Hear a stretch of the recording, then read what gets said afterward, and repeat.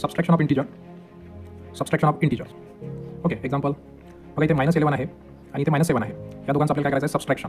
तर सबस्ट्रॅक्शन करताना बघा -11 as it is, minus minus इथे प्लस होईल. ठीक आहे. आता यामध्ये बघा, या दोन नंबरमध्ये कोणता नंबर ग्रेटर आहे आपल्याकडे? 11. तर आपण काय करणार? 11चं जे साईन आहे ते आहे मायनस, आपण मायनस लिहिणार आणि 11 - 7 करायचे, तर आपल्याला मिळेल इथे 4. ठीक आहे. त्यानंतर बघा, सेकंड एक्झाम्पल आहे आपल्याकडे -7 आणि -11 करायचे आपल्याला. तर अशा वेळेस काय होईल बघा? -7 मायनस मायनस बघा, मल्टिप्लिकेशन आहे इथे, मायनस मायनस होईल प्लस 11.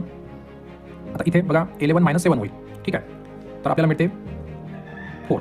ठीक आहे. त्यानंतर एक्झाम्पल नंबर 3, 11 बघा, मल्टिप्लिकेशन आहे, मायनस मायनस प्लस होईल, इथे आपल्याला मिळेल 18. ठीक आहे. आणि इथे बघा -3 - 9 आहे बघा, इथे -3 जो आहे हा निगेटिव्ह इंटिजर आहे आणि इथे हा 9 जो आहे हा पॉझिटिव्ह इंटिजर आहे. तर याच्यामध्ये काय होईल बघा, दोघंही मायनस आहेत, आपण अशा प्रकारे सॉल्व्ह करू शकतो. मायनस कॉमन काढायचा. ठीक आहे. आपल्याला मिळते 3 + 9 इज इक्वल टू -3 + 9 12. ठीक आहे. आणि ऑरमध्ये पण आपण करू शकतो बघा, दोघंही निगेटिव्ह आहेत. ठीक आहे. तर आपल्याला त्यांची जे इथे ॲडिशन होईल, दोघंही निगेटिव्ह असल्यामुळं मायनस आपल्याला इथे 12 मिळेल. ठीक आहे.